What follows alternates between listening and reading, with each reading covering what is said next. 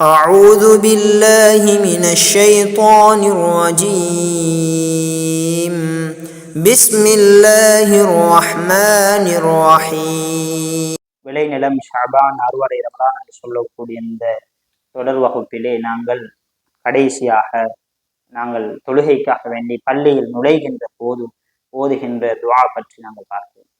இன்று நாங்கள் பார்க்க இருப்பது கண்ணியமானவர்களே, ஒரு மனிதன் பள்ளிக்குள் நுழைந்தால் முதலாவது அவர் செய்ய வேண்டிய ஒரு காரியம் இருக்கிறது. அதுதான் தஹியத்துல் மஸ்ஜித் என்று சொல்லக்கூடிய ஒரு தொழுகை. கண்ணியமாக ரசூலுல்லாஹ் சொன்னார்கள், இதா தஹல அஹதுகுமுல் மஸ்ஜித ஃபலா யஜ்லிஸ் ஹத்தா யுஸல்லி ரக்அத்தைன்.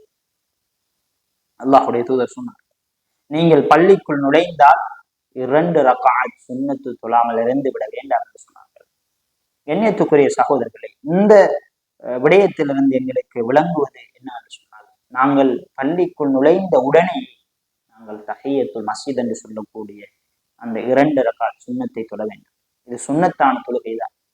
இதை விட்டால் பாவம் அல்ல. ஆனால் ரசூலுல்லாஹி ஸல்லல்லாஹு அலைஹி வஸல்லம் அவர்கள் இச்சந்தர்ப்பத்திலும் விடாத ஒரு தொழுகையாக காணப்படுகிறது. பள்ளிக்குள் நுழைகின்ற போது ரசூலுல்லாஹ் தஹியத்துல் மஸ்ஜிதுடைய அந்த காணிக்கைக்கான அந்த தொழுகையை ரசூலுல்லாஹ் தொழாமல் இருக்க மாட்டார்கள். அதே போல தொழக்கூடியவர்களை ரசூலுல்லாஹி ஸல்லல்லாஹு அலைஹி வஸல்லம் அவர்களும் உடனே நீங்கள் பள்ளிக்குள் நுழைந்தால் நீங்கள் தஹியத்துல் மஸ்ஜிதை நீங்கள் தொழுங்கள் என்று ரசூலுல்லாஹ் கற்றுக் கொடுத்தார்கள். அதே போல நாங்கள் பள்ளிக்குள் நுழைந்து தஹியத்துல் மஸ்ஜிதை நாங்கள் தொழுதியதற்கு பிறகு நாங்கள் அதானுக்கும் இகாமத்துக்கும் இடையில் இருக்கின்ற அந்த நேரத்தில் நாங்கள் காத்து கொண்டிருப்போம். கண்ணியமானவர்களே, ரசூலுல்லாஹ் சொன்னார்கள், எந்த ஒரு மனிதன் அதானுக்கும் இகாமத்துக்கும் இடையில் ஒருவர் பிரார்த்திக்காரோ, அல்லாஹ்வை அழைக்கின்றாரோ, அவருடைய அழைப்பை அல்லாஹ் ஒரு போதும் திருப்பி அனுப்புவது கிடையாது. அந்த நேரத்தில் அவருடைய துஆ திருப்பி அனுப்பப்படாது. அவருடைய துஆ ஏற்றுக்கொள்ளப்படக்கூடிய ஒரு இடமாக, ஒரு மிக முக்கியமான ஒரு இடமாக அந்த அதானுக்கும் இகாமத்துக்கும் இடையில் உள்ள அந்த இடம் காணப்படுகிறது. ஆகவே அந்த இடத்தை நாங்கள் பயன்படுத்தி கொண்டு அடுத்ததாக நாங்கள் தொழுகைக்காக வேண்டி தக்பீர் கட்டியவுடன் நாங்கள் முதலாவது தொழுகைக்கு தக்பீர் கட்டுவோம். தொழுகைக்காக தக்பீர் கட்டியக்கூடிய அந்த தக்பீருக்கு சொல்லுவார்கள் தக்பீரத்துல் இஹ்ராம் என்று சொல்வார்கள். ஆரம்ப தக்பீர், தக்பீரத்துல் இஹ்ராம் என்று சொன்னால் ஆரம்ப தக்பீர் என்று சொல்வார்கள். இந்த தக்பீர் கட்டியதற்கு பிறகு நாங்கள் எல்லோரும் முதலாவது தக்பீர் கட்டியதற்கு பிறகு ஓதக்கூடிய ஒரு மிக முக்கியமான ஒரு துஆ தான், அல்லாஹும்ம பாஇத் பைனி வ பைன ஹதாயாய கமா பாஅத்த பைனல் மஷ்ரிகி வல் மக்ரிப் அல்லாஹும்ம நக்கினி மின் ஹதாயாய கமா யுனக்கா ثوبுல் அப்யது மினத் தனஸ் அல்லாஹும்ம க்ஸில்னி மின் ஹதாயாய பிஸ்ஸல்ஜி வல் மாஇ வல் பர்த் என்று சொல்லக்கூடிய ஒரு துஆ. இது புகாரியில் பதிவு செய்யப்பட்ட ஒரு துஆவாக காணப்படுகிறது. இதை ரசூலுல்லாஹ் அதிகம் ஓதக்கூடியவர்களாக இருப்பார்கள். கண்ணியமானவர்களே, நாங்கள் எல்லோரும் இன்னும் ஒன்று துஆவை நாங்கள் பாடமாக்கி வைத்திருக்கிறோம். வஜ்ஜஹ்து வஜ்ஹிய லில்லதி ஃபத்தர ஸமாவாதி வல் அர்த ஹனீஃபன் வமா அன மினல் முஷ்ரிகீன் இன்ன ஸலாத்தி வ நுஸுகி வ மஹ்யாய வ மமாத்தி லில்லாஹி ரப்பில் ஆலமீன் என்று சொல்லக்கூடிய இந்த நீண்ட துஆவை நாங்கள் பாடமாக்கி வைத்திருக்கிறோம். இந்த 2 துஆவும் ரசூலுல்லாஹ்வால் சிறப்புப்படுத்தப்பட்ட அடிக்கடி ஓதக்கூடிய ஒரு துஆவாக காணப்படுகிறது. இந்த 2இல் ஒன்றை ஓதிக்கொள்ள முடியும்.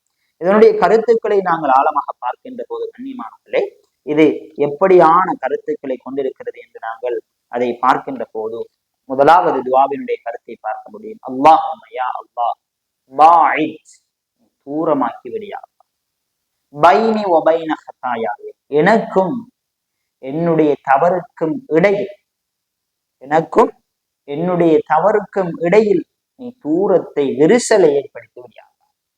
இந்த உலகத்தில் கண்ணியமானவர்களே, இடத்தில் ரசூலுல்லாஹ் கேட்கிறார்கள், பாருங்கள், அல்லாஹும்ம யா அல்லாஹ் பாஇத், நீ தூரமாக ஆக்கிவிடு, தூரமாக ஆக்கிவிடு, பைனி வ பைன ஹதாயாய, என்னுடைய தவறுக்கும் எனக்கும் இடையில் ஒரு தூரத்தை ஏற்படுத்திவிடு.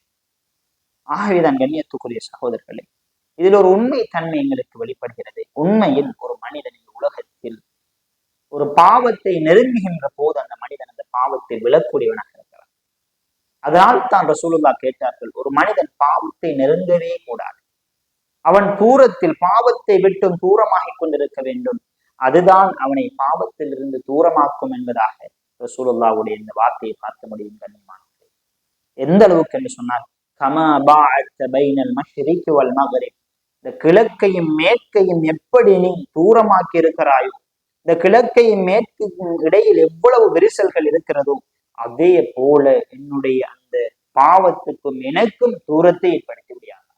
இன்றைய காலத்தை நாங்கள் பார்க்கின்ற போது கண்ணியமானவர்களே, இந்த பாவத்தை நெருக்க வைக்கக்கூடிய பல உலகத்தில் பல விடயங்கள் வந்துவிட்டது. காலடியில் பாவங்கள் தவழ்ந்து கொண்டிருக்கிறது. இதிலிருந்து ஒரு மனிதன் நான் தூரமாக வேண்டும் என்று அவன் நினைக்காத வரைக்கும் அவன் இந்த உலகத்தில் இந்த காலகட்டத்தில் அந்த பாவத்தில் விழுவதற்கு அதிகமான சாத்தியம் இருக்கிறது. ஆகவேதான் ரசூலுல்லாஹ் கேட்டார்கள், பாவத்தொன்றை கண்டால் நீங்கள் தூரமாக வேண்டும், அதை நெருங்கிவிடக் கூடாது, நெருங்கினால் நீங்கள் பாவத்தில் விழுந்து விடுவீர்கள் என்ற உண்மை தன்னை இந்த துவா எங்களுக்கு கற்றுத் தருகிறது என்பதை நாங்கள் தெளிவாக விளங்கிக் கொள்ள வேண்டும். தொடராக ரசூலுல்லாஹ் கேட்டார்கள், அல்லாஹும்ம நக்கினி மின் ஹதாயாய, என்னுடைய பாவங்களை யா அல்லாஹ் நீ சுத்தப்படுத்தி விடு, தூய்மைப்படுத்தி விடு, அதை அகற்றிவிடு.